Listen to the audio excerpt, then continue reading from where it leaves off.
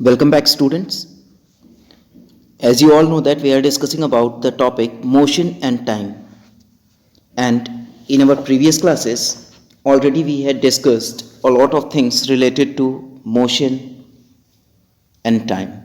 So today I'm going to tell you about the measurement of time.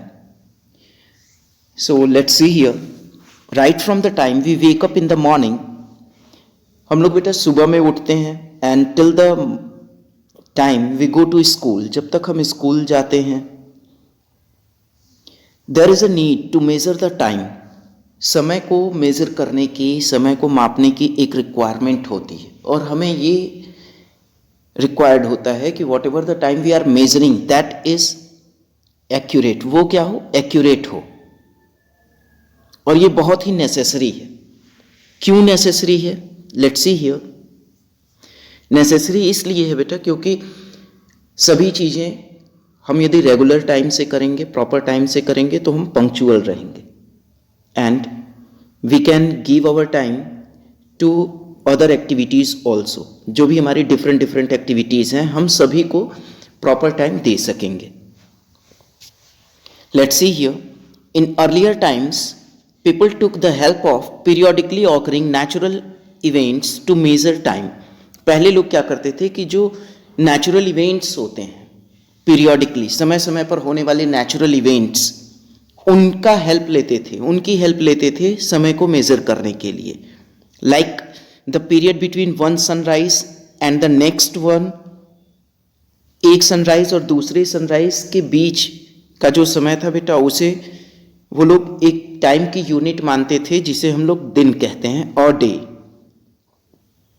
The time between one new moon and the next, एक new moon से दूसरे new moon तक के time को एक month कहा जाता था.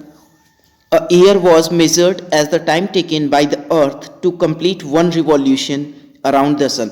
और एक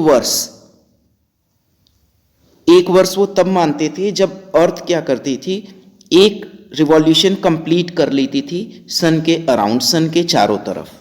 okay. Another thing, a sundial was used in ancient times to measure the time. Sundial का यूज किया जाने लगा और ये वर्क कैसे करता था? On the principle that as the position of the sun in the sky changes. आसमान में सूर्य की पोजीशन जैसे जैसे चेंज होती थी वैसे वैसे ही जो सन डायल है इसकी पोजीशन और लेंथ भी चेंज होती थी. ओके. और हम सभी जानते हैं कि सन की पोजीशन की चेंज होने की वजह से ही, जैसे जैसे पोजीशन सन की चेंज होती है बेटा, वैसे वैसे जो डिफरेंट ऑब्जेक्ट्स होते हैं उनकी साइज भी चेंज होती है और पोजीशन भी चेंज होती है. The sundial was made by fixing a rod upright on a dial made on the ground. और sundial कैसे बनाया जाता था? एक रॉड फिक्स कर दी जाती थी बेटा, upright means at a right angle. किस चीज पर? एक डायल पे जो कि ग्राउंड पे बनाया जाता था, और carved from a stone, या फिर एक स्टोन से carved किया होता था. carved means एक स्टोन का बनाया हुआ होता था. Okay. As the position of the sun changed across the sky, जैसे जैसे आसमान में सूर्य की पोजीशन चेंज होती थी वैसे वैसे जो रॉड है उसकी भी पोजीशन चेंज होती रहती थी और वो मार्क करता रहता था जो डायल पे मार्क्ड आवर्स होते थे, और वही क्या करता था? टाइम को इंडिकेट करता था. Understand? Next C. It can be seen at Jantar Mantar in New Delhi. हम लोग इसे बेटा जंतर मंतर न्यू दिल्ली में भी देख सकते हैं. And it can measure time accurately. यह क्या करता था? समय को एक्यूरेटली मेजर करता था, लेकिन इसका जो ड्रॉबैक था वो ये था कि it can't be used after sunset और ऑन अ क्लाउडी डे. यानी सनसेट के बाद या फिर क्लाउडी डे पर हम इसे यूज नहीं कर पाते थे.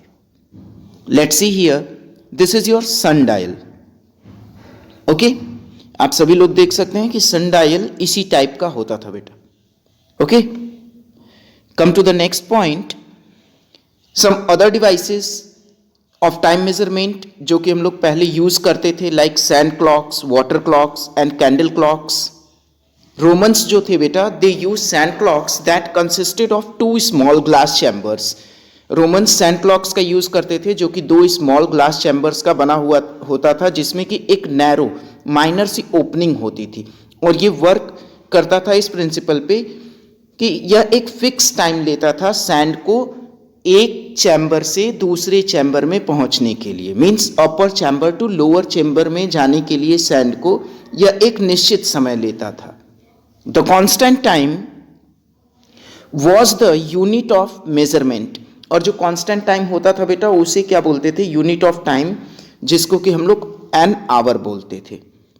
And thus we can say that measurement of time depends upon periodic motion. इस तरह से हम लोग ये कह सकते हैं कि जो समय का मेजरमेंट है, ये क्या किस चीज पे डिपेंड करता है? It depends upon the periodic motion. यह एक पीरियोडिक मोशन पे डिपेंड करता है. पीरियोडिक मोशन आप सभी लोग जानते हैं, the motion which repeats itself, ऐसा मोशन जो कि खुद को रिपीट करता है in equal intervals of time. Nowadays we use different types of clocks. आजकल हम लोग क्या करें बेटा? Different types of clocks use करते हैं टाइम मेजर करने के लिए, लाइक एनालॉग क्लॉक है, डिजिटल क्लॉक है. एंड उनकी वर्किंग क्या है? कॉम्प्लेक्स है, लेकिन it involves the use of periodic motion. Complex working है, लेकिन फिर भी क्या है कि ये पीरियोडिक मोशन का जो प्रिंसिपल है उसी पे वर्क करती है. Some of the earliest accurate clocks made the use of periodic motion of a pendulum. कुछ accurate clocks हैं जिन्होंने किस प्रिंसिपल पे वर्क किया है?